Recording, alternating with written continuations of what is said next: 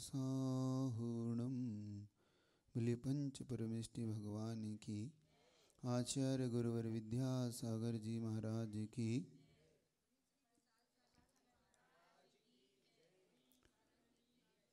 पूज गुरुवर के चरणों में पुनः एक बार।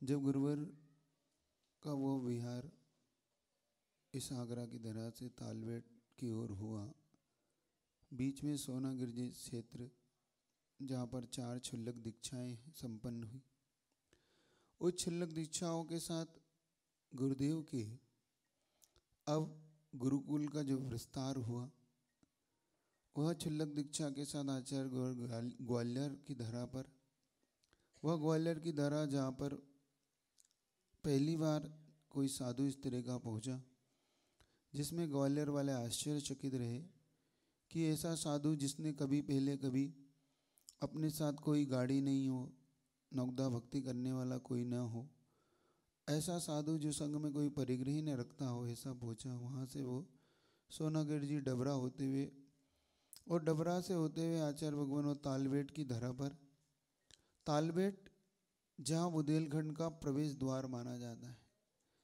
तालबेट ऐसा स्थान है जहाँ पर गुरुवर ने निर्णय लिया कि यहाँ से आगे मेरी चर्या, निर्दोष चर्या कहीं पल सकती है तो इसी क्षेत्र में पल सकती है।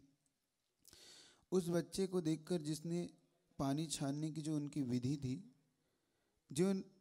जिन्होंने इस पानी जल छानने की विधि को बड़े सावधानी पूर्वक अहिंसा व्रत के पालन के द्वारा आचार्य भगवान ने समझ लिया कि यहाँ पर अहिंसा का अगर इतना प्रभाव है तो निश्चित तौर पर यह अहिंसा आगे जाके महाव्रतों के पालन के लिए यहाँ के लोगों में कुछ न कुछ धर्म का प्रभाव अवश्य है। इस प्रकार से गुरुदेव ने वह तालबेट जहाँ पहुँचे, वहाँ पर इस आगे का निर्णय लिया। वहाँ से आचार्य भगवान थोबन जी, ललितपुर, देवगढ़, चंदेरी, थोबन जी, टीकमगढ़ होते हुए पपोरा, आरजी, द्रोणगिरी, छतरपुर, खजुराहो, पन्ना, देवेंद्र नगर, नागौद, सतना, रीवा, मीहर, अमरपाटन और कटनी। कटनी में एक ऐसा स्थल गुरुदेव का जहाँ पर गुरुदेव ने अपनी साधना की सबसे उत्कृष्ट सीमा को छुआ। जब गुरुदेव को लगातार 1 महीने तक 106 डिग्री 5 डिग्री जो बुखार बना रहा, उस बुखार को सहन करते हुए अपने व्रतों के पालन के लिए जिन्होंने इतना कठोर निर्णय लिया कि अगर संलेखना भी लेना पड़े तो उस संलेखना को लेने का भी आचार्य भगवान ने मन बनाया। लेकिन वहाँ के विद्वान पंडित पन्नालाल जी शास्त्री के द्वारा जब उनके उपचार में भरसक प्रयास किया गया और उसका प्रतिफल प्रकट हुआ, जब 1 महीने के पश्चात उनका बुखार गया, तब थोड़े थोड़े गुरुदेव स्वस्थ होने लगे। ठीक स्वस्थ होने के बाद अब गुरुदेव का अगले बिहार की साधना और बिहार की भावना होने लगी। आचार्य भगवान अब कुंडेलपुर की उस धरती के लिए जहाँ से बड़े बाबा का प्रभाव आचार्य श्री के जीवन में प्रकट हुआ, कुंडेलपुर की वह धरती जहाँ गुरुदेव का संग मानो यहीं से ही बड़ा है, यहीं से गुरुदेव को बड़े बाबा का बड़ा आशीर्वाद जो प्राप्त हुआ। तो वहाँ गुरुदेव थोड़े ठीक होने के पश्चात जब पंडित जी से चर्चा के दौरान कि अब यहाँ से किस ओर बिहार का मन है, तब गुरुदेव ने जिस प्रकार से आशीर्वाद दिया, गुरुदेव वहाँ से बिहार करते हुए कुंडलपुर की उस धरा पर आगे बढ़ने के हुए जब पंडित जी ने बताया कि यहाँ से कुंडलपुर बहुत निकट है, ऐसा एक सिद्ध क्षेत्र जिस क्षेत्र को बहुत से ऋषि मुनियों के द्वारा पवित्र किया गया, जहाँ पे बड़े बाबा अपने आप में एक ऐसी महान शक्ति वहाँ पर है, तब आचार्य भगवान ने एक छोटे रास्ते से कुंडलपुर के लिए विहार किया। कुंडलपुर पहुँचते वहाँ भीषण गर्मी का दौर, वहाँ पर पुनः आचार्य भगवान को पुनः मलेरिया के कुछ लक्षण पुनः दिखने लगे, क्योंकि जो अभी थोड़ा सा भी उनको स्वस्थता थी, पुनः बिहार के कारण, थकान के कारण उन्हें पुनः बुखार और मलेरिया के लक्षण दिखने लगे।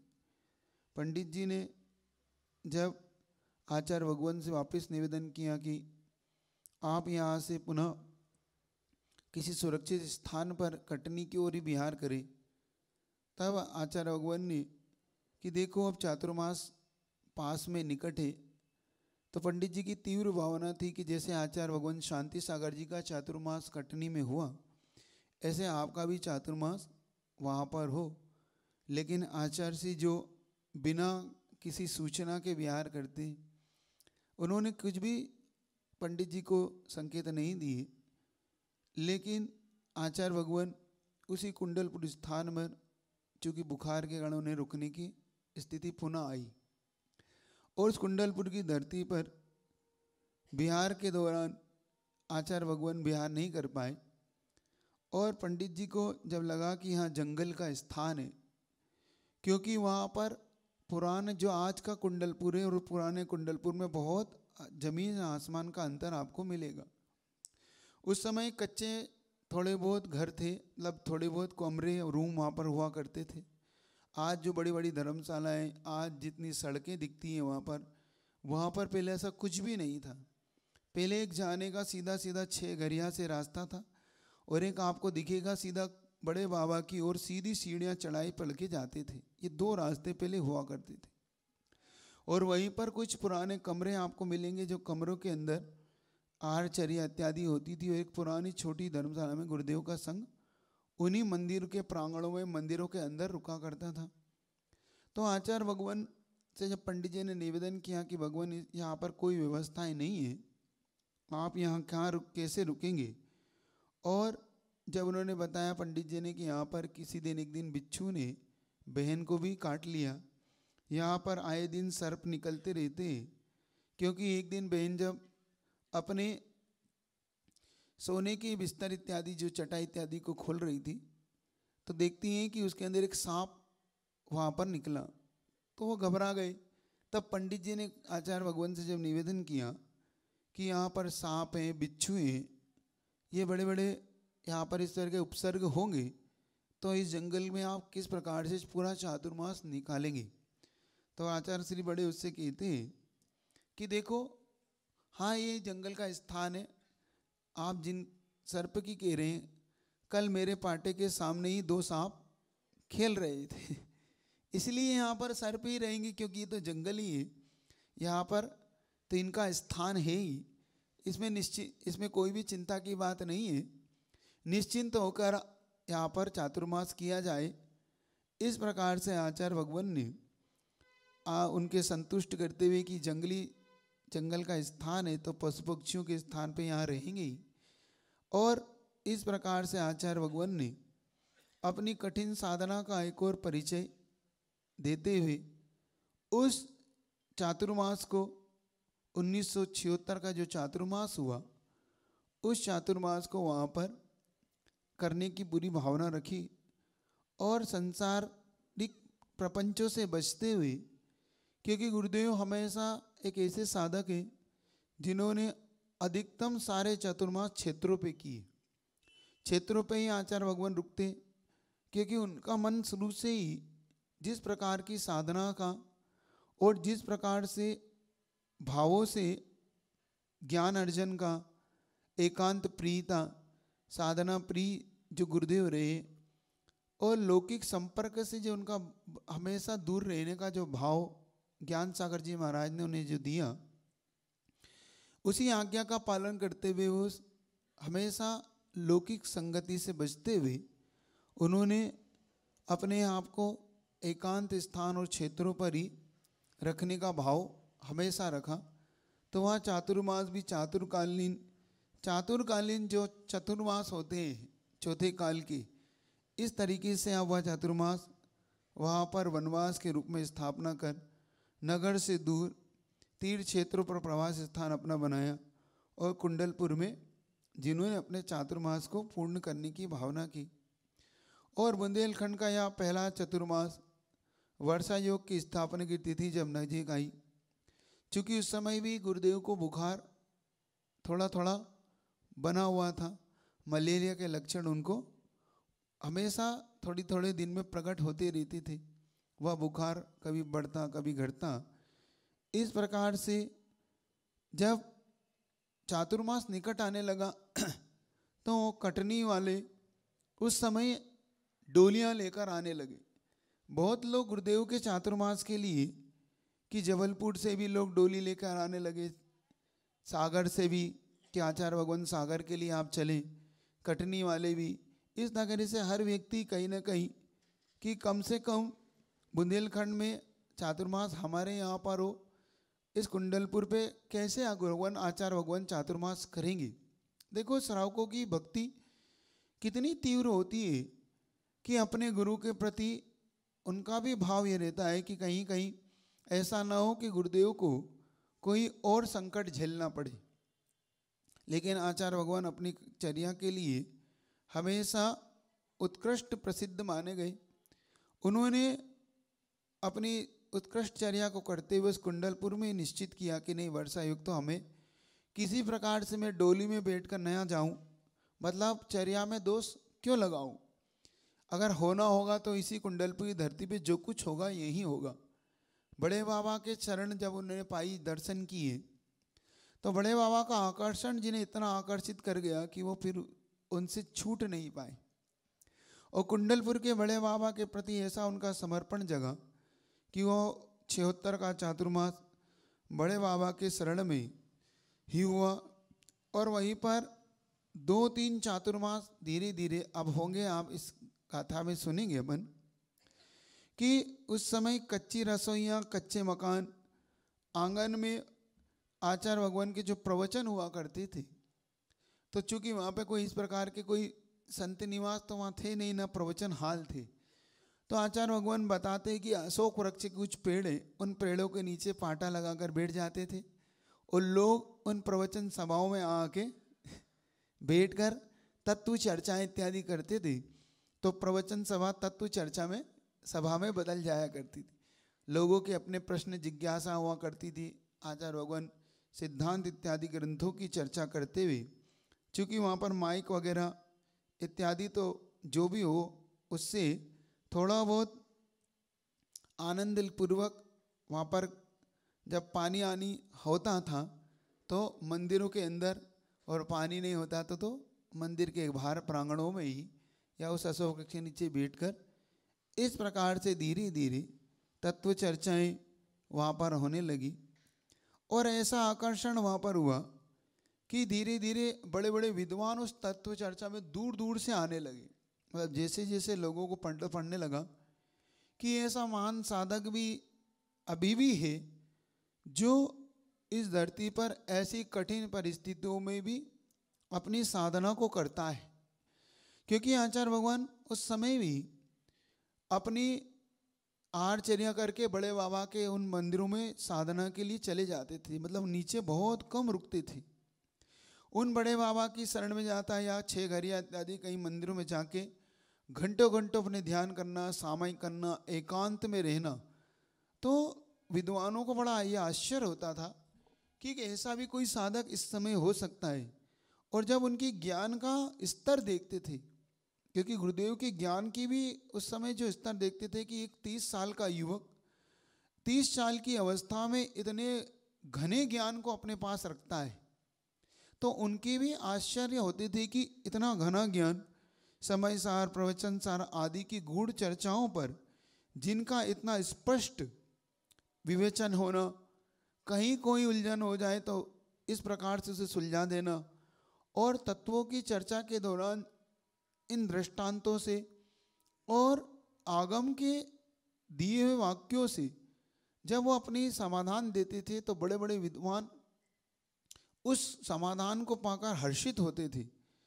और फिर सागर, विदिशा, भोपाल बड़े बड़े विद्वान वहाँ पर आने लगे, और जो सम्यक दर्शन को सबसे ज़्यादा प्रायोरिटी देते थे उन्हें आचार्य भगवान ने ज्ञान और चाय से पहले भी सम्यक दर्शन होता है कि नहीं इस बात को स्पष्ट करते हुए कि सम्यक दर्शन को मजबूत बनाओ तो उसके साथ साथ ज्ञान और चारित्र को भी मजबूत बनाओ। क्योंकि कहीं कहीं ऐसी धारणा जब इस प्रकार की होने लगी कि सिर्फ सम्यक दर्शन पर ही जब बार बार चर्चा होने लगी, तो आचार्य भगवान ने सम्यक दर्शन के साथ चारित्र की ओर भी लोगों को मोड़ा कि एक एकांत से सिर्फ ज्ञान की चर्चा करना, एकांत से सिर्फ सम्यक दर्शन की चर्चा मत करो, साथ साथ अपने चारित्र की ओर भी दृष्टि लाओ। क्योंकि मुक्ति का कोई मार्ग है तो तीनों की एकता से, सम्यक दर्शन ज्ञान चारित्र से, ना कि मात्र सम्यक दर्शन से। जिनकी ऐसी धारणा है कि सम्यक दर्शन प्रथम सीढ़ी है, उनके लिए भी आचार्य भगवान ने स्पष्ट निर्देश दिया कि इसे मात्र प्रथम सीढ़ी मानकर आप चारित्र को जो गौण कर जाते हैं, क्योंकि उनकी जो धारणा थी पंचम काल में चारित्र की चर्चा नहीं करना, उनका ऐसा धारणा थी कि चारित्र तो होता रहते हैं, सम्यक दर्शन उनको कठोर लगता है। तब आचार्य भगवान ने कहा नहीं, चारित्र की भी कुछ अर्चना करो, और उसका सुफल प्रभाव हुआ कि अब घर घर में सम्यक दर्शन के साथ चारित्र की भी चर्चाएं अब होने लगी। और धीरे धीरे युवा वर्ग गुरुदेव के निकट आने लगा, क्योंकि गुरुदेव का संघ का विस्तार अब यहीं से शुरू होगा। यहीं से आचार्य भगवान के संघ में आरिकाओं के बनने के योग्य ब्रह्मचारिणियों का प्रवेश इसी कुंडलपुर के बड़े बाबा से, आचार्य भगवान के आशीर्वाद से यहीं से शुरुआत होगी। धीरे धीरे गुरुदेव का प्रचार प्रसार इतना होने लगा कि लोग वहाँ पर बिना बुलाए आने लगे, और आने ही नहीं लगे, गुरुदेव का निकट पाकर हर्षित भी होने लगे। और फिर भी गुरुदेव वही अपनी निचली दृष्टि करके बैठे रहना, वही अपने स्वाध्याय में ही रमा रहना, किसी से व्यर्थ की चर्चा ना करते हुए मात्र तत्व की चर्चा करते हुए वह अपना वह चातुर्मास की जब बेलाएं गुजरने लगी, धीरे धीरे चातुर्मास बहुत अच्छे से संपन्न होने लगे। इस प्रकार से आचार्य भगवान हमेशा उस चातुर्मास के दौरान आचार्य भगवान ने कातंत्र रूपमाला संघ के साधुओं को पढ़ाया। और जगमोहन लाल जी शास्त्री ने एक बार गुरुदेव से बड़ा महत्वपूर्ण प्रश्न किया। जब आचार्य भगवान ने उनसे प्रश्न किया कि आपको वैराग्य कैसे आया, एक बार आचार्य भगवान उसी मंदिर में 53 नंबर मंदिर है, वहाँ आपको मिलेगा संत निवास के आगे, उसी भगवान सुपार्श्वनाथ भगवान का जो मंदिर है, तो भगवान सुपार्श्वनाथ के चरणों में बैठे, बाहर एक तख्त लगा के गुरुदेव वहाँ बैठे थे और अपने स्वाध्याय में थे। तो पंडित जी पूछते हैं कि आचार्य भगवान कभी आपने अपने वैराग्य की कोई घटना या वैराग्य किस कारण से आया आपने आज तक नहीं बताया। तो आचार्य भगवान ने बहुत पहला उत्तर में उन्हें संतुष्ट करने का पुरुषार्थ किया। आचार्य भगवान से जब उन्होंने कहा कि आपको वैराग्य किस कारण से आया और इतनी कम उम्र में आखिर ये इस प्रकार की भावना, तो पहले तो गुरुदेव ने संतुष्ट करने के लिए कहा हमें भगवान से राग हो गया, इसलिए हमें संसार से वैराग्य हो गया।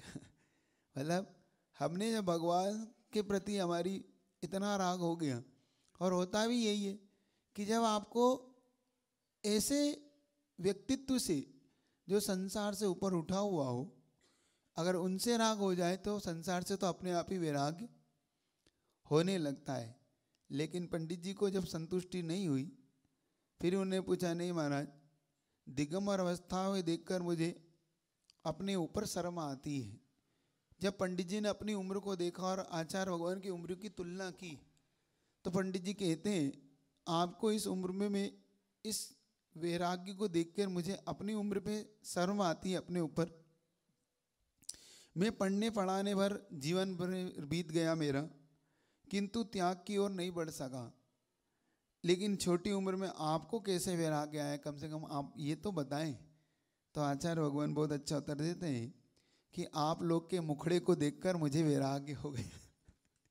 कि आप लोग का जो मुखड़ा है कि संसार में सुख होते हुए तो रोते क्यों, आप जो रोते रहते हैं आप सब लोग, मतलब हमेशा आप लोग शिकायत, हमेशा रोने, संसारी जीव हमेशा कहीं ना कहीं देखना वो कहीं ना कहीं शिकायत, कहीं ना कहीं वो मुनि महाराज के पास जब भी आता है तो कोई ना कुछ लोग दुख लेके ही आता है।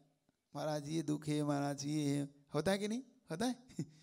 तो आचार्य वगैरह ने जब उनसे कहा कि आप लोग के दुखी चेहरों को देखकर मुझे संसार से वैराग्य हो गया, इस प्रकार से कि यह नौबत मुझ पर ना आए, इसलिए मैंने इस मार्ग को ले लिया कि जो आपके साथ घट रहा है कि मेरे साथ भी ऐसा ना घटे। इस प्रकार से आचार्य वगैरह ने उन्हें उत्तर दिए और वैराग्य के कारणों को उन्होंने इस प्रकार से टालने का पुरुषार्थ किया।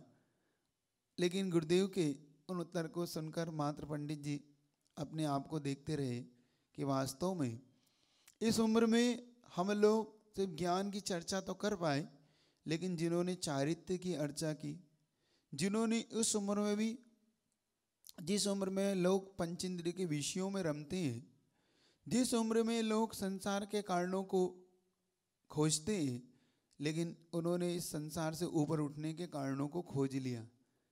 इस प्रकार से पंडित जी उनकी ओर प्रश्न चिन्ह की दृष्टि रखते हुए आचार्य भगवान को नमोस्तु करते हुए वहाँ से गए।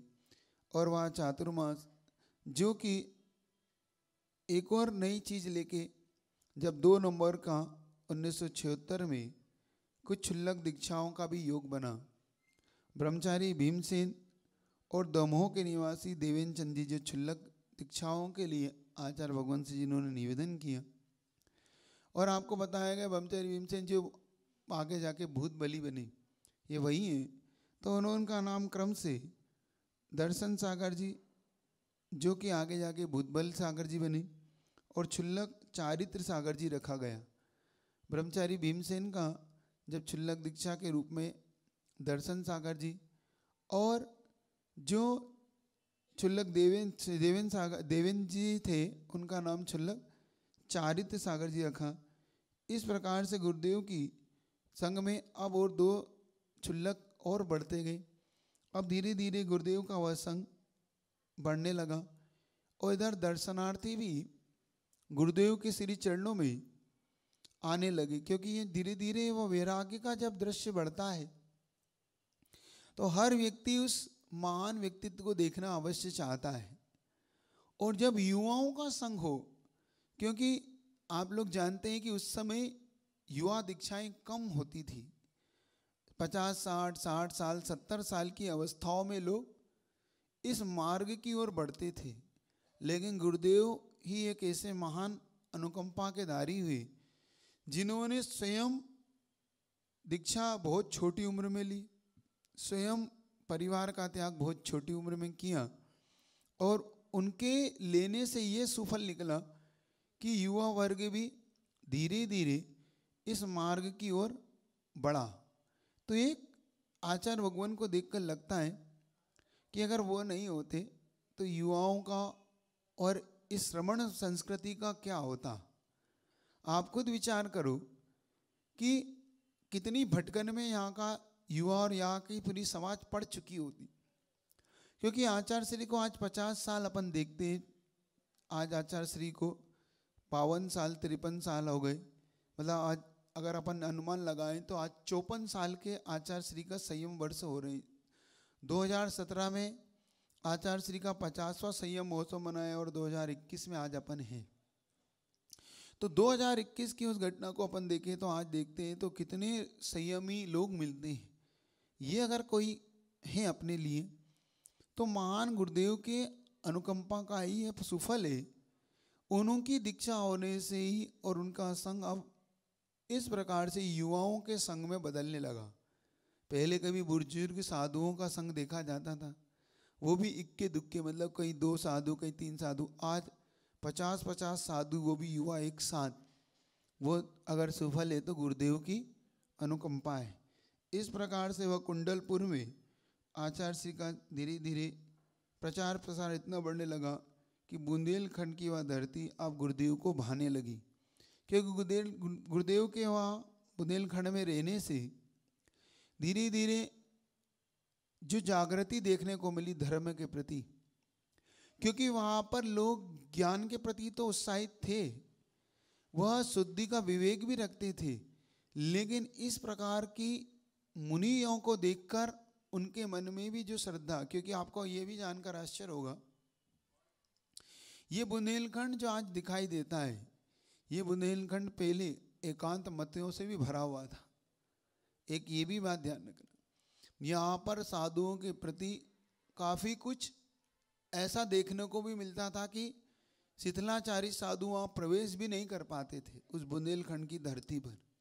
मतलब बुंदेलखंड की धरती आज भी जो अपनी विशेष चर्या के लिए प्रसिद्ध है, उसका मुख्य कारण है वहाँ पर शीतलाचार साधुओं का प्रवेश इतनी आसानी से उन्हें नहीं मिल पाता, और मिलता अगर जाते भी तो उन्हें वहाँ से कहीं ना कहीं आगे बिहार अपने आप ही करना पड़ जाता है, क्योंकि वह चर्या देखकर ही व्यक्ति वहाँ पर उनके लिए जो वैयावृत्ति करता है उसका मुख्य कारण ही चर्या है।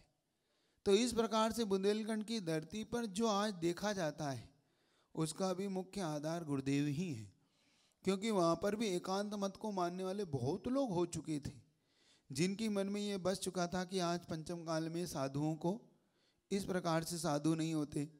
जो मिथ्या भ्रम उनके मन में बस चुका था, वह भ्रम गुरुदेव के जाने से लोगों के बीच में से धीरे धीरे मिटने लगा और साधुओं के प्रति उनकी भक्ति धीरे धीरे बढ़ने लगी। इस प्रकार से वह क्षुल्लक दीक्षा आचार्य भगवान आसपास के नगर वहाँ से लेकर जब चातुर्मास पूर्ण हुआ और आसपास विहार करते हुए पुनः 1977 में योग संयोग की बात है कि उस कुंडलपुर पे आना पुनः हुआ, और वह कुंडलपुर ही ऐसा है जहाँ पर लगातार दूसरा चतुर्मास की योजना पुनः गुरुदेव की बनी 1976 में 1977। इस प्रकार लगातार गुरुदेव का हुआ चातुर्मास का, और गुरुदेव की स्थापना जब वहाँ पे हुई तो श्रावण कृष्ण दशमी रविवार के दिन आचार्य भगवान के द्वारा वहाँ पर प्रथम बार जो क्षुल्लक दर्शन सागर जी जो बने थे पहले, उनको एलक दीक्षा के रूप में प्रथम एलक बनाया गया। आपने देखा जो पहले दीक्षाएं हुई थी 4 दीक्षाएं, उसमें जो दर्शन सागर जी बने थे, उन दर्शन सागर जी को आचार्य भगवान ने अब एलक दर्शन सागर जी के नाम पर, चूँकि उनका नाम परिवर्तित नहीं किया गया, इसलिए आचार्य भगवान ने 10 जुलाई 1977 को उसी कुंडलपुर क्षेत्र पर अब प्रथम एलक बनने का जो उनको लाभ मिला वो दर्शन सागर जी को मिला। और 19 नवंबर को योग सागर जी महाराज ने जब केसलोच किए, जो वो भी क्षुल्लक थे, जब उन्होंने आचार्य भगवान के पास केसलोच के बाद आशीर्वाद लेने के लिए वहाँ पहुँचे तो आचार्य भगवान बड़े उससे पूछते हैं क्या काफ़ी ठंड लगती है, क्योंकि नवंबर का महीना था। तो आचार्य भगवान ने जब उनसे पूछा क्यों क्षुल्लक जी ठंड काफ़ी लगती है, क्योंकि उधर जाड़ा बोलते हैं, जाड़ा जानते आप इधर भी बोलते हैं जाड़ा। तो आचार्य भगवान पूछते हैं क्या अधिक जाड़ा लगता है, मतलब अधिक ठंड लगती है। तब क्षुल्लक जी ने कहा नहीं इतनी तो नहीं है। तो आचार्य बोलते फिर इस चादर का क्या करोगे। मतलब आचार्य भगवान के मन में जो एलक दीक्षा देने का भाव था, तो इस चादर का मतलब उनके पास एक जो लंगोट और एक चादर होती है। तो क्षुल्लक जी से कहा कि आप चादर का क्या करेंगे, अभी अभी आपने केसलोच किया ही है, तो ऐसा क्यों नहीं करते कि दुपट्टे को अलग कर दें, आप एलक बन जाएं। मतलब दुपट्टे का त्याग कराकर उनको एलक बनाएगा। इस प्रकार से 19 नवंबर 1977 को आचार्य भगवान ने उन्हें एलक दीक्षा दे के उनका नाम परिवर्तन नहीं करके एलक योग सागर जी उनका नाम रखा गया। इस प्रकार से आचार्य भगवान भी जिनकी अचानक या आश्चर्य के लिए प्रसिद्ध है कि कब किस प्रकार से किसके लिए क्या मार्ग देंगे, तो इस प्रकार से आचार्य भगवान ने उन्हें एलक दीक्षा दी। आगम और गुरु आज्ञा के अनुसार आचार्य भगवान ने इस प्रकार से निर्णय लेना प्रारंभ किया। अब आचार्य भगवान की इस समूह शरण में, या कहें कि उनके संग में, जो कि आचार्य भगवान कभी भी महिला ब्रह्मचारिणियों को अपने संग में रखने की जो बात थी कभी उन्होंने नहीं की, और आचार्य भगवान ने निर्णय लेते हुए सर्वप्रथम ब्रह्मचर्य लेने के लिए जब बहनें उनके पास, उनकी दोनों बहनें शांता और स्वर्णा और माँ पहुँची, तो आचार्य भगवान ने उन्हें अपने पास न रखकर आचार्य धर्म सागर जी के पास पहुँचा।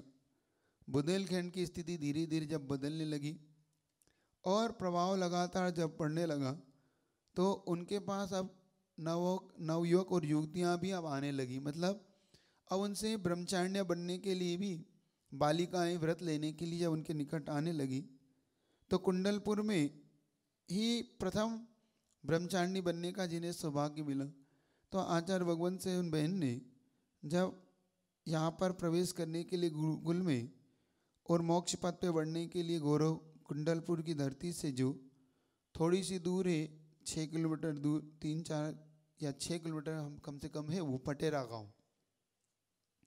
उस पटेरा गांव से 18 वर्ष की एक बहन जो पुष्पा जी के नाम से प्रसिद्ध है, आगे जाके प्रशांत तारिका प्रशांतमती बनी। तो उन्होंने जब आचार्य भगवान से व्रत मांगा, व्रत के लिए निवेदन किया को, तो गुरुदेव ने उन्हें वहाँ पर व्रत दिया। और आश्रम में, क्योंकि चूँकि गुरुदेव कभी भी अपने संग में कभी नहीं रखते, इसलिए उनको आश्रम में जाने के निर्देश दिए। और उस समय से ही आश्रम की योजना बनी। यहीं से आचार्य भगवान के मन में, चूँकि इन ब्रह्मचारिणियों को सुरक्षित ढंग से अध्ययन कराने के लिए और उनके चर्या को पालन कराने के लिए आचार्य भगवान ने पहली बार इस प्रकार से वहाँ पर योजना बनाई। और इसी वर्षा योग के दौरान पीछी परिवर्तन का जब सौभाग्य आया, तो पीछी लेने का सौभाग्य भी वहीं की पटेरा नगर की एक सुमन बहन है, उनको प्राप्त हुआ। उन्होंने आचार्य भगवान की पीछी का प्राप्त करके और व्रत को लिया। और वह दीपावली का दिन, चूँकि निष्ठापन वर्षा योग का जो निष्ठापन का दिन था, क्योंकि आचार्य भगवान किस प्रकार से कोई बड़े स्तर पर कोई पीछी परिवर्तन का कोई भी आचार्य श्री का देखना आश्चर्य यही है कि कभी भी वो कोई बड़े उससे कह के कि कोई का पीछी वर्तन कब होगा, ऐसी कोई योजना उनकी नहीं होती। अचानक ही पीछी वर्तन भी हो उस समय भी कर लेते थे। और उसी समय किसी को भी जो भी व्रत लेना चाहता था, उसके योग्यता देखकर उन्हें व्रत देकर पीछियाँ देते थे। इस प्रकार आचार्य भगवान ने 10 नवंबर 1977 को दीपावली के दिन उन्हें व्रत दिया और अपनी पुरानी पीछी का उन्हें देकर नई पीछी का ग्रहण की। इस प्रकार से कुंडलपुर की धरती पर अब आचार्य भगवान वहाँ से जब बिहार किया, तो कुंडलपुर की धरती पर अब ब्रह्मचारिणियों का इस प्रकार से संघ में अब प्रवेश हुआ। लेकिन उन्हें साथ में न रखकर गुरुदेव ने उन्हें कुंडलपुर में ही रखा कि जब तक आश्रम की योजना बनती है तब तक आप लोग यहीं पर अपनी साधनाएं करें। उस प्रकार वो अपने घर पटेरा इत्यादि रहकर कुछ दिन कुंडलपुर रहकर साधनारत रहे। इस प्रकार से गुरुदेव के द्वारा अब क्षुल्लक दीक्षाएं, एलक दीक्षाएं और व्रत देने का जो कार्यक्रम, संघ को गुरुकुल बनाने की जो आचार्य ज्ञान सागर जी महाराज के जो आशीर्वाद था, वह आशीर्वाद अब धीरे धीरे विद्यासागर जी को फलीभूत होने लगा। और यूँ कहें कि कुंडलपुर के बड़े बाबा की कृपा भी वहाँ से अब धीरे धीरे गुरुदेव के ऊपर बढ़ने लगी और संघ विस्तार को प्राप्त होने लगा। यही आचार्य भगवान का संघ धीरे धीरे बड़े बाबा का अनन्य कृपा पात्र हुआ और बड़े बाबा के प्रति उनकी जो भक्ति बढ़ने लगी। क्योंकि आचार्य भगवान बड़े बाबा से इतने प्रभावित या इतने उनकी प्रति भक्ति बढ़ती थी कि बड़े बाबा को छोड़ने का उनका कभी मन होता नहीं था। लेकिन साधु तो एक जगह कहीं नहीं रुकते, इसलिए वो वहाँ से बिहार करते हुए आचार्य सिंह ने आसपास क्षेत्रों की वंदना करते हुए उस नैनागिर की क्षेत्र की ओर रुख किया, जो कि अपने आप की कई घटनाओं के लिए प्रसिद्ध है। क्योंकि आचार्य भगवान वह नैनागिर क्षेत्र वह इतना आपको देखने को मिलेगा। भगवान पारसनाथ भगवान का जहाँ समोसरण जहाँ पर आया है ऐसा सुना जाता है, वह बंडा के निकट है। वह नैनागिर जी क्षेत्र तो आचार्य भगवान व 23 तीर्थंकर भगवान पार्श्वनाथ की संवसरण भूमि और वर्धत आदि 5 ऋषिजारों की निर्वाण भूमि भी है। जो वर्धत आदि 5 ऋषि राज हुए उन वहाँ से जहाँ उन्हें सिद्ध भूमि भी, जहाँ से सिद्ध पद प्राप्त हुआ। और आचार्य भगवान वहाँ पर प्रथम बार 28 जून 1978 को पहुँचे। और जब वहाँ पर पहुँचे तो उस समय बहुत बड़ा मेला का जो आयोजन वहाँ पर किया गया आसपास की समाज के द्वारा नैना गिरजी में, और पार्श्वनाथ भगवान के जिनालय में, जो कि 14 फुट कायोत्सर में स्थित 2008 में जो स्थित हुई थी, संवत विक्रम संवत 2008 में जब भगवान पार्श्वनाथ की वह मूर्ति के दर्शन करके आचार्य भगवान उस समय भाव विभोर हुए। यह 2008 जो विक्रम संवत में प्रतिष्ठित भगवान पार्श्वनाथ की जो मूर्ति है उसके दर्शन आचार्य भगवान ने 1978 चातुर्मास के उस पूर्व जब मेले में गुरुदेव का जाना हुआ और जब उनके दर्शन किए तो आचार्य भगवान को वास्तव में वहाँ की भव्यता की जो झलक और जो शांति मिली, तो आचार्य भगवान ने वहीं साधना स्थली के रूप में अपना बनाने का मन बनाया। क्योंकि आचार्य श्री को ऐसी ही भूमियाँ बड़ी प्रसिद्ध है, मतलब उनके लिए बहुत अच्छी लगती है। उन्हें एकांत ना जाने क्यों शुरू से ही वैरागी की दृष्टि और साधना की दृष्टि से गुरुदेव को बड़ा प्रसन्न था। तो एकदम निर्जन स्थान पर आचार्य भगवान का मन यहीं पे वर्षा योग का, चूँकि लगभग वहाँ पर 40-50 वर्षों से बुंदेलखंड का वहाँ जो धरती थी पूरी डाकुओं से ग्रसित थी। मतलब वहाँ पर डाकुओं का बहुत ज़्यादा प्रभाव था, क्योंकि वो जंगल का एरिया, और उस जंगल के एरिया में आचार्य भगवान पर जब वो डाकुओं का एरिया में लोगों ने देखा कि यहाँ पर किस प्रकार से अगर आप यहाँ पर चातुर्मास करेंगे, क्योंकि नैनागिरी से आसपास 15-20 मील तक घनघोर व जंगल था, और चूँकि वहाँ पर आचार्य भगवान वर्षा योग का मन बना रहे थे, तो सबसे बड़ा विषय सड़कों को सुरक्षा का, चूँकि वहाँ सुरक्षा कैसे होगी, आने जाने वाले लोग किस प्रकार से यहाँ पर सुरक्षित होंगे, कहीं उनके साथ कोई अनहोनी घटना घटी। और वहाँ पे कुख्यात डाकू जो हरि सिंह का उस समय काफ़ी नाम था, क्योंकि वहाँ पर आचार्य भगवान के अनुकूल, चूँकि वहाँ पे आचार्य भगवान को साधना के अनुकूल तो वहाँ पे थी, लेकिन श्रावकों के अनुकूल वो नहीं था। तो वहाँ पे जो हरि सिंह जो डाकू था उसको लेकर लोगों के मन में बड़ा भय था, क्योंकि वो उस समय इतना प्रसिद्ध था वहाँ पर कि लोग उसमें प्रवेश भी नहीं करते थे वहाँ पर, उस स्थान में भी, और करते थे तो उन्हें हमेशा ये डर कि कहीं लूटने का डर, कहीं और कुछ दुर्घटना का डर उनके अंदर हमेशा बना रहे। तो उन्होंने इस चीज़ का निर्णय आचार्य भगवान के चरणों में जब रखा, तो आचार्य भगवान के पास योग संयोग से ये बात जब श्रावकों ने रखी, और आचार्य भगवान की साधना का प्रभाव इतना पड़ा कि जब हरि सिंह डाकू भी जब उनकी साधना को, क्योंकि कहीं कहीं उन्हें भी खबर मिलती तो वो बिना अस्त्र शस्त्र के गुरुदेव के दर्शन करने ऐसे ही आ जाया करते थे। तो ये किसी को पता नहीं होता था कि ये डाकू भी हैं, वो तो अपने दर्शन करके आए चले गए।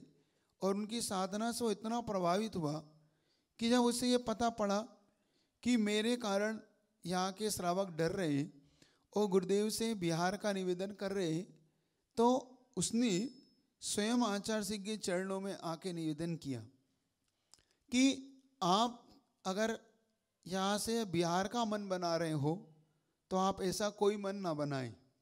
और उसने अपना परिचय दिया, मैं ही वह डाकू हूँ जिसके कारण शायद लोग आपसे इस प्रकार की बात कह रहे हैं, लेकिन मैं आपके सामने प्रतिज्ञाबद्ध होता हूँ कि यहाँ से पूरे चातुर्मास में किसी की एक कील भी गायब नहीं होगी। मैं आपको प्रतिज्ञा देता हूँ, यहाँ कोई भी श्रावक किसी प्रकार से यहाँ पर कष्ट नहीं होगा।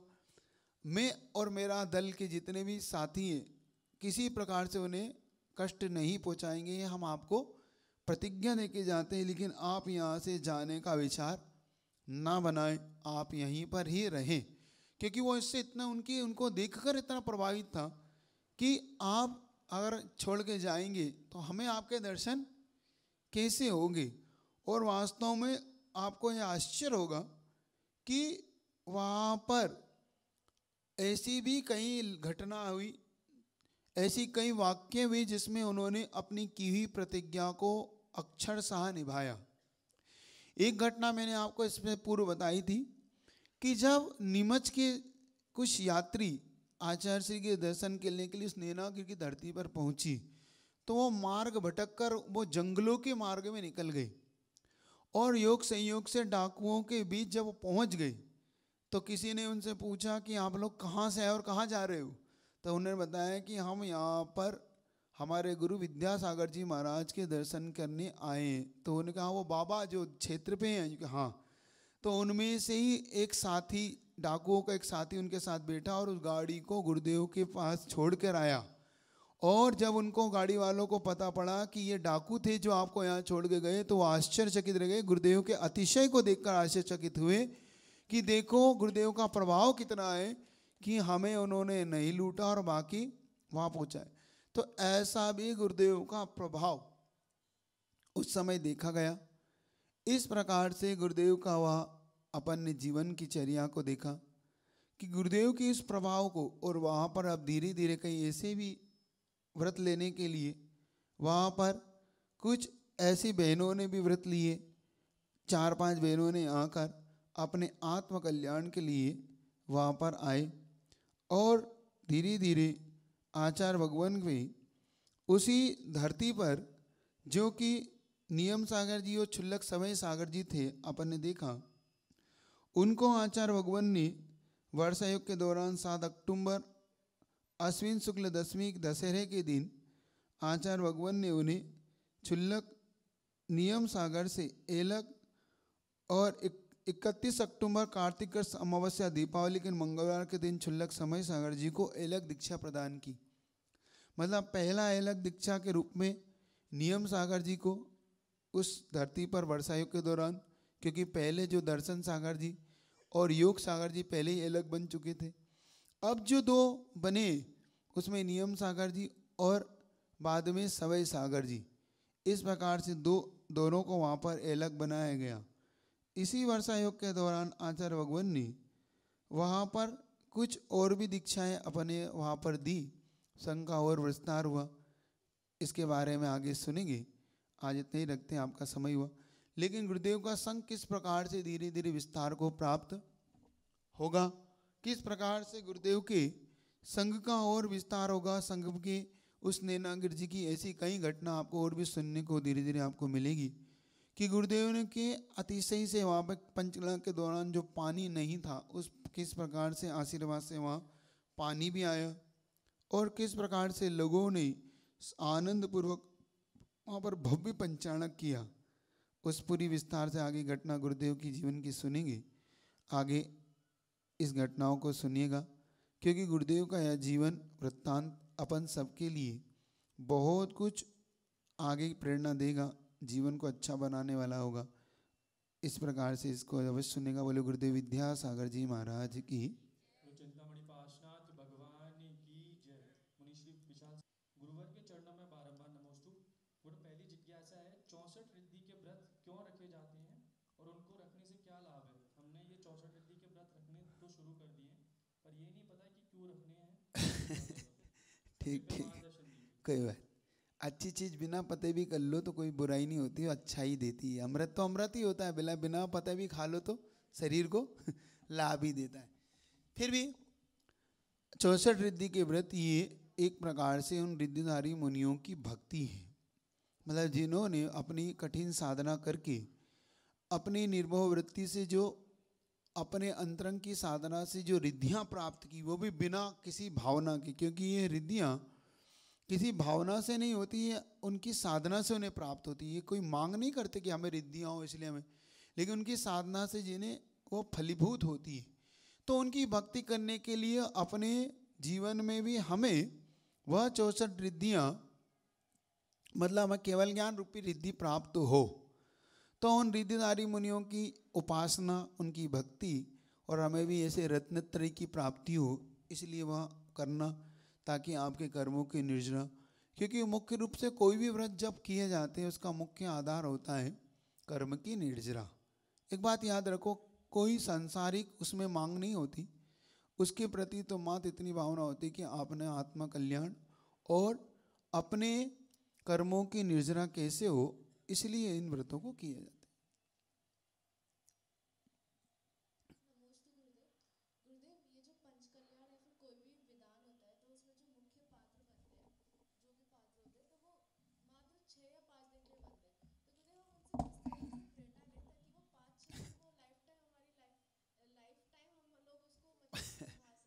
देखो, ये पात्र भगवान की विशेष भक्ति के लिए अपन बनते हैं, क्योंकि पंचनाक 5-6 दिन का होता है, अगर ज़्यादा दिन का हो तो फिर कोई बात ही नहीं। तो विशेष तौर से भगवान के कुछ ऐसे पात्रों को जिन्होंने भगवान की इस प्रकार से भक्ति की, मान लो सौदर्यमिंद्र ने भगवान का जन्म इसे किया, गर्भ अवतरण बनाया, आगे जाके वो तब कल्याण के कल्याण बनाता है, भगवान के माता पिता होते हैं। तो ये जो पात्र होते हैं, राजा श्रेयान जिसने आरदान दिया, भरत चक्रवर्ती जिसने भगवान की केवल ज्ञान की प्राप्ति के समय भक्ति की, तो ये जो विशेष पात्र इत्यादि होते हैं, ये अपने आप को, अब इन्हें बनाए रखने का साधन यही है कि हम इनकी भक्ति को निरंतर अपने अंदर जागृत रखें। मतलब जिस पात्र को हमने जिया है, 6 दिन के लिए चाहे जिया, लेकिन वह पात्र की जो अनुभूति हमारे अंदर है वो जीवन भर बनी रहे। मतलब कहीं ना कहीं मुझको अब जहन में अपने इतना गहरा उतार ले कि हमें लगे कि हाँ वास्तव में हमने वो कार्य किया था। एक बात चीज बार बार एक बात सबसे कहता हूँ, महत्वपूर्ण किस चीज का, इस बात को देखना, महत्वपूर्ण तत्काल कार्य का तो होता है, लेकिन उस तत्काल कार्य के बाद जब आप बार बार उसको अपनी स्मृति पटल पे लाते हैं कि मैंने भगवान के इस प्रकार से भक्ति की कि भगवान की माता बनी, मैं भगवान का सोदर इंद्र बना, मैंने भगवान का अभिषेक किया, मैं भगवान की अष्टकुमारी बनी, जो मैंने भगवान की इस प्रकार से भक्ति की, तो ये जो मन में उछाल आता है, मन में जो बार बार आपके अंदर भक्ति उमड़ती है, यही भक्ति आपके पुण्य को और आपके इतनी बढ़ा देती है, पुण्य के लिए कर्म की ऐसी निर्जरा कर देती है कि जीवन भर आपके लिए बार बार वो फलदायी दे जाती है, क्योंकि आपको बार बार उस चीज़ से जोड़ देती है। तो हमेशा जीवन में ऐसी प्रेरणा लो अपने आप को, 6 दिन ऐसे जियो, मतलब ऐसे इनको, क्योंकि इनको जीने का ढंग हमें सिर्फ इसमें हम क्या समझते हैं, बहुत अच्छा पंडाल बन गया, बहुत अच्छा ऐसा आ गया, इतने अच्छा कलाकार आया था उसने ऐसा कर दिया, वो चीज़ हमें ज़्यादा वो नहीं करती। ठीक है, ये एक बहुमान है हमारा उनके प्रति कि हम अपने भगवान को इस प्रकार की जगहों पर करते हैं, बहुत अच्छे पंडाल में, बहुत अच्छे उनके लिए डेकोरेशन में, ताकि हम ऐसा संदेश देना चाहते हैं कि कोई हमारे भगवान भिखारी नहीं थे, हमारे भगवान ऐसे थे कि जिन्होंने सब छोड़ के दीक्षा ली। मतलब हमारा संदेश क्या होता है उसके अंदर, लेकिन हमें जो जीना है उन 6 दिनों में ऐसे गहरे जीना है कि एक एक दिन हमारी स्मृति पटल पर जब भी कभी याद आ जाए तो उनकी यादों में हम ऐसे खो जाएं कि ऐसा लगे कि अभी भी हम वही हैं, हम वही अष्टकुमारी हैं, वही सौदर्यमिंद्र हैं, वही माता पिता हैं, वही कुबेर हैं, वही राजा श्रेयांश हैं, वही हम कुछ हैं। मतलब हमें भगवान देख के बार बार वहाँ स्मृति पटल में छाएगा, तब आपको अपने आप लगेगा कि हम वास्तव में हमने अपने जीवन को इस प्रकार से जिया। बस यही पाप की निर्जरा के लिए कारण बनेगा, ये ध्यान रखो। गुरुदेव के चरणों में बारंबार नमोस्तु। महाराज जी, आगामी पीछे का परिवर्तन जो महोत्सव आने वाला है, कुछ लोग अभी उसको लेके भी कंफ्यूजन में है कि उन्हें वो नियम किस तरीके से पालन करने, जैसे फॉर्म सबमिट कर दिया तब से, या फिर पीछे उन्हें मिली तो पालन करने या नहीं। 2 प्रकार से होते हैं यह नियम। एक तो ऐसे होते हैं कि भाई हमें पीछे मिलेगी तो हम इन नियमों को पालेंगे, कोई बात नहीं, आप ऐसे भी भाव में भाव करके भरें। और एक इन भावों से कि कोई बात नहीं, हम अपने जीवन को अच्छा बनाना है तो हमें कम से कम पीछे ना मिले, कम से कम नियम तो हम पालेंगे, एक इन भावों से भी भरा जाता है। एक बात ध्यान रखना, पीछे अपनी जगह जो होती है वो पीछे सिर्फ आपको आपके भावों को उत्कृष्ट बनाने के लिए दी जाती है, जो आपने नियम लिया है वो होता है।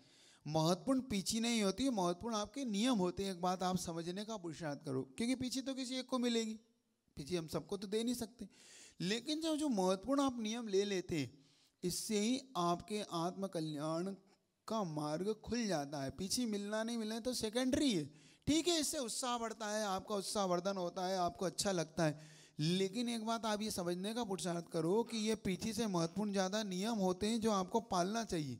तो मेरा कहना है कि आप मन तो ये बनाओ कि पीछे मिले ना मिले, कम से कम नियमों को तो हमें पालना है। और कोई बात नहीं, नियम आपको ऐसा लगता है कि नहीं हम पीछे के नियम तभी पालेंगे, तो भी ऐसा भी आप ऐसा भी कर लेंगे कि कोई बात नहीं, हम अगर ऐसे नियम लेंगे तो मिल जाएगी, तो हम लेंगे, नहीं तो कोई बात नहीं, हम थोड़े बहुत ही कर लेंगे जितने। तो इतना मन बनाओ, लेकिन नियम जरूर भरो। पीछे मिल जाए तो भरो, नहीं मिले तो भी, लेकिन नियम को भरने का भाव जरूर करो। क्योंकि एक बार आपकी हिम्मत खुल गई, एक बार आप नियम भर के भी अगर नियम खुल गए तो भी आपके अंदर बहुत कुछ प्रेरणा मिल जाएगी कि नहीं हम साधना कर सकते हैं, अपने जीवन में हम पीछे लेने की योग्यता रखते हैं, ये याद रखो। गुरुवर के चरणों में बारंबार नमोस्तु। गुरुदेव एक जिज्ञासा है, परिवार में अगर स्त्री धर्म ध्यान करती हो, पति बिल्कुल भी धर्म ध्यान मंदिर जाना इत्यादि ना करता हो, तो फिर क्या स्त्री के किए हुए धर्म ध्यान का फल पति को भी मिल जाएगा क्या? क्योंकि इस जन्म में पत्नी का अगर कुछ फल मिलेगा तो वो पति को भी मिलेगा, तो फिर तो पति को धर्म करने की जरूरत ही नहीं है। उसके देखो मुख्य हेतु ये है कि ये बात सच है कि पति पत्नी दोनों मिलके धर्म ध्यान करते हैं तो बहुत ही उत्कृष्ट होता है। लेकिन कभी कभी ऐसी कुछ बातें हो जाती हैं कि कोई में से कोई एक करता है, कोई नहीं करता है।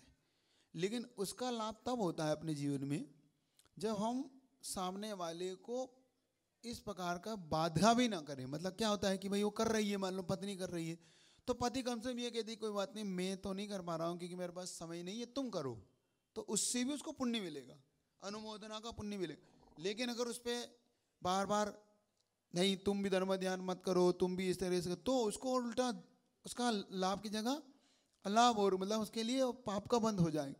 तो मेरा ये भाव रहता है कि अगर आप नहीं कर पा रहे हैं तो अनुमोदना रूप में करे कि कोई बात नहीं, तो भी पति पत्नी को लाभ मिल सकता है। कभी कभी पत्नियां नहीं करती, पति करते, तो पति पत्नियां कह दे कि नहीं कोई बात नहीं, हम अपनी हमारी शक्ति नहीं है तो हम नहीं कर पाएंगे, आप लोग करें, तो भी आप करें तो दोनों को लाभ मिलते। क्योंकि अपने आप पर जीवन संगनी इसी को ही बोलते हैं कि भाई हमने पुण्य पाप के लिए एक साथ इस प्रकार से अपने जीवन को चुना है। तो जब बुरे काम के लिए चुनते हो तो अच्छे काम के लिए भी जीवन चुनो। जब 5 पापों के लिए आप साथी बने हो तो पुण्य के लिए साथी क्यों नहीं बनते, तो बनो। तो कोई बात नहीं, अगर इस तरीके से दोनों करते हैं तो लाभ तो होगा, अगर अनुमोदना नहीं करते तो लाभ नहीं होगा। ये बात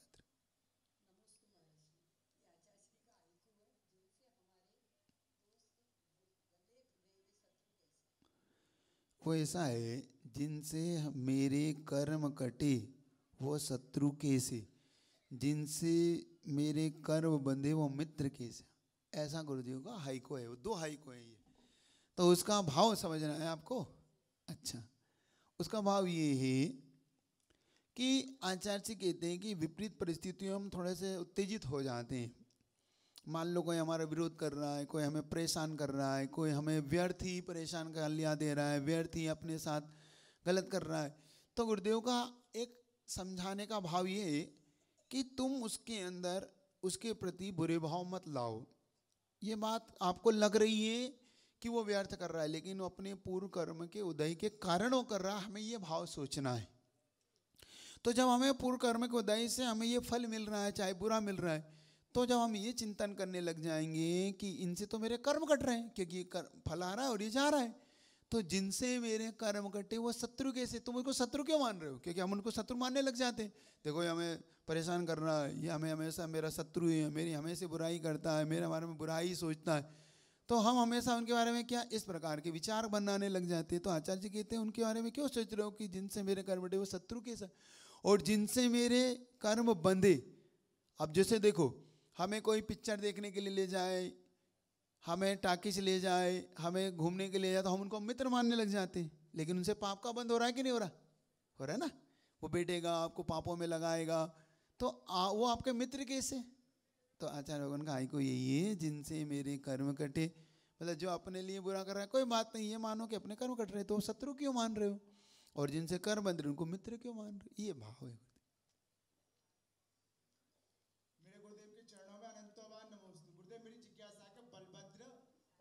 कामदेव की घोषणा कौन करता है? घोषणा नहीं करते, ये उनके चिन्ह होते हैं, जिनके चिन्हों के कारण अपने आप ही वो प्रकट हो जाता है। जैसे कि बलभद्र के अंदर हल वगैरह आ जाता है उनके आयुषशाला इत्यादि से, तो स्वयं अपने आप इसकी घोषणा हो जाती है कि ये नारायण प्रतिनारायण का भाई है, मतलब नारायण का भाई है बलभद्र। और जो कामदेव है उनकी सुंदरता रूप देखकर ही प्रकट होने लगता है, अपने आप ही वो कामदेव है, ऐसे उनके रूप इत्यादि। दूसरी बात गुरुदेव, 24 तीर्थंकर जो अलग अलग वंश के थे, तो पंचम काल के श्रावक कौन से वंश में आएंगे? पंचम काल के श्रावक तो बनिया है, वो कहाँ क्षत्रिय हैं जो कोई वंश में आएंगे। तुम तो सब कन्वर्टेड जैन हो, से बता रहा हूँ। वास्तव में आपके पूर्वज क्षत्रिय थे, आप कन्वर्टेड हो। जैसे कि आप अग्रवाल समाज हो, अग्रसेन से वो अग्रवाल बने, कि उनके जो पूर्वज थे अग्रसेन राजा के पूर्वजों में उनके अग्रसेन हुए, है ना। ऐसे ही जयसवाल समाज है, इनके पूर्वज भी आप देखोगे तो ये भी कोई क्षत्रिय की वंश के निकलेंगे। ऐसे ही खंडेला राजा से खंडेलवाल लोग निकले, परमार से परवार निकले, तो ये सब राजाओं के पूर्वजों के ही हैं। अब आप तो बनियागिरी पे उतर आए हो, तब कांटा बांट इनमें लग गए हो, तो इसलिए अब आप क्षत्रिय नहीं बचे अब लोग। आप तीसरी बात गुरुदेव, महावीर स्वामी के मोक्ष के बाद कितने समय बाद पंचम काल चालू हुआ था?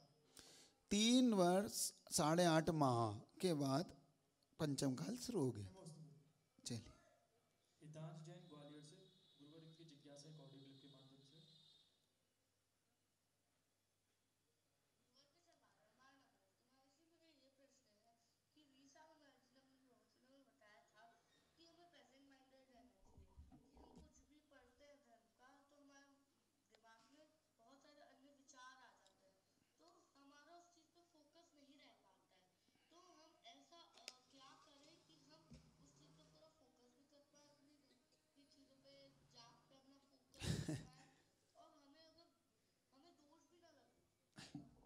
देखो पहले भी इसकी इस प्रश्न को शायद मैं उत्तर दे चुका हूँ एक बार में, शायद निर्मल सदन में दे चुका है ना, तो उस उत्तर को सुन लेना, ठीक है। गुरुदेव के चरणों में बारंबार नमोस्तु। प्रशांत जैन आगरा ईदगाह से, महर्षि इनकी जिज्ञासा है कि आगामी पंच कल्याणक में बहुत सारे लोग अभी जुड़ने के लिए रह गए हैं, तो महर्षि इसकी थोड़ी सी प्रेरणा दें इन लोगों को, ताकि लोग भी जुड़ सकर अपना पुण्य का संचय करें। देखो प्रेरणा तो सब दे रहे हैं, प्रेरणा क्या देना, जब आप सब बता रहे हैं पंचकल्याण, उसके लिए कुछ पुण्य भी चाहिए, मैं ऐसा मैं मानता हूँ कि कभी कभी प्रेरणाएं काम नहीं करती, पुण्य काम करता है। प्रेरणा तो अपनी जगह उतना ही काम करती है कि भाई व्यक्ति स्वयं जागे कि तो उसको जगाया जा सकता है। अब जानबूझ के सोया उसे कौन जगा सकता है ना। जो भाई सोया उसे तो हम जगा सकते हैं, जो जानबूझ के सोया उसे कोई नहीं जगा सकता। तो बात अगर प्रेरणा की तो इतनी ही है कि उनके पुण्य को भी उन्हें जगाना होगा, हम तो सिर्फ निमित्त मात्र हैं। ये सब निमित्तों का खेल है। आप उस निमित्त का जो लाभ ले लेता है वो लाभान्वित हो जाता है, जो नहीं लेता है वो जिंदगी भर बाद में पछताता है, काश उस समय हम महाराज जी से पास चले जाते। और ये होता है, हमने हर जगह चातुर्मासों में देख लिया कि 4 महीने वो जागते नहीं है, जब हम जाने को होते हैं वो जागते हैं, तब तक हम बिहार की ओर हो जाते हैं। बाद में फिर कहते हैं महाराज हमें नहीं पता था, आप इतने ऐसे हैं, इतने इतना अच्छा आपके पास आके लगता है, आपके पास आके इतना सारी चीज़ें हमें मिलती हैं। तो भैया पहले जगाया सो जागे नहीं, खिड़की बंद कर करके बैठ गए, तो सूरज तो रोज उगता है, सूरज रोज उदय को प्राप्त होता है। अब खिड़की बंद कर दो तुम के सूरज की रोशनी ना, तो कहाँ से आए वो, तुम्हारा दरवाजे बंद, खिड़की बंद, चादर ओल लपेट लिया, अब सूरज कहाँ से, वो कह रहा है हमारे यहाँ सूरज आता ही नहीं, तो कैसे आए सूरज, कैसे क्या करे सूरज, क्या करे बताओ आप, है ना। तो अब उन लोगों को प्रेरणा इतनी है मेरी कि अभी भी जाग जाओ, नहीं तो जाने के बाद पुनः पछताओगे, याद करोगे कि हम काश उस पंचकल्याणक में हम शामिल होते, उस पंचकल्याणक को हम अच्छे से देख लेते, तो आज हमारा जीवन कुछ और होता। और थोड़ा सा मैं क्या, थोड़ा सा अलग विचारधारा का हूँ मैं मेरी भी एक आदत है, मैं कुछ लोगों को प्रेरणा उल्टी देता हूँ कि तुम अपने जीवन में बिल्कुल मत देखना पंचकल्याणक। हाँ, मैं कुछ लोगों की मेरी प्रेरणा ऐसी भी रहती, वो पूछते हैं क्यों नहीं महाराज आप ऐसा क्यों कहते हैं, ऐसे प्रेरणा क्यों। कुछ लोगों को मैं कहता हूँ कभी दान मत दो, मैं देता हूँ, मैं चातुर्मास में कुछ प्रेरणा ऐसी देता हूँ कि तुम्हें कसम है तुम्हें दान दिया तुमने कभी भी, तुम दान मत देना, तुम कभी आरदान मत करना, कभी तुम स्वाध्याय में मत आना, कभी तुम पंचांग में भी मत आना। अब महाराज पूछते हैं, महाराज ऐसी प्रेरणा क्यों देते हो? तो मैं ऐसी प्रेरणा इसलिए देता हूँ, जिनने दान दिया, जिनने आरदान दिया, जिनने स्वाध्याय का, जिन्हें पंचांग किया, वो कैसे तुलना करोगे कि इनका जीवन ऐसे उठा, इनका जीवन नहीं उठा? तभी तो करोगे, जो नहीं आओगे उनसे ही तो करोगे, कि तभी तो पता पड़ेगा कि हमने दान दिया तो हमारा जीवन आज कहाँ है, और इन्हें नहीं दिया तो ऐसे भी कुछ तुलना के लिए लोगों को मैं रख लेता हूँ कि तुम नहीं देना, ताकि हमें तुलना तो कर पाओ बाद में, कौन बढ़ा कौन घटा। अब सभी दे दोगे तो सभी बढ़ जाओगे, तो तुम कैसे मानोगे कि हम कैसे बढ़े? तो कुछ ऐसी भी मेरी प्रेरणा होती है, तो मैं क्या करूँ? मैं प्रेरणा सीधी नहीं दे तो उल्टी देता हूँ। इसलिए मेरी प्रेरणा उनको है कि जो ये तुलना देखना चाहते हैं कि हाँ हाँ देख लेंगे क्या होता है, तो मेरा उनसे कहना बिल्कुल मत करना तुम, ताकि तुम्हारे जीवन में तुम्हें पता पड़े कि हम क्या हुआ। ठीक है, चलिए इतने रखो, जाप कर। ओम ह्रीम रमसिया सनमा, ओम ओम ह्रीम, ओम ह्रीम रमसिया सनमा, ओम ह्रीम, ओम ह्रीम रमसिया सनमा, ओम ह्रीम, ओम ह्रीम रमसिया सनमा, ओम ह्रीम, ओम ह्रीम रमसिया सनमा, ओम ह्रीम, ओम ह्रीम रमसिया सनमा, ओम ह्रीम, ओम ह्रीम रमसिया सनमा, ओम ह्रीम, ओम ह्रीम रमसिया सनमा, ओम ह्रीम, ओम ह्रीम रमसिया सनमा, ओम ह्रीम, ओम ह्रीम रमसिया सनमा, ओम ह्रीम, ओम ह्रीम रमसिया सनमा, ओम ह्रीम, ओम ह्रीम रमसिया सनमा, ओम ह्रीम,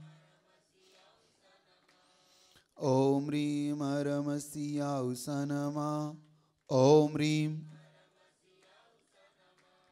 ओम ह्रीम रमसिया सनमा, ओम ह्रीम,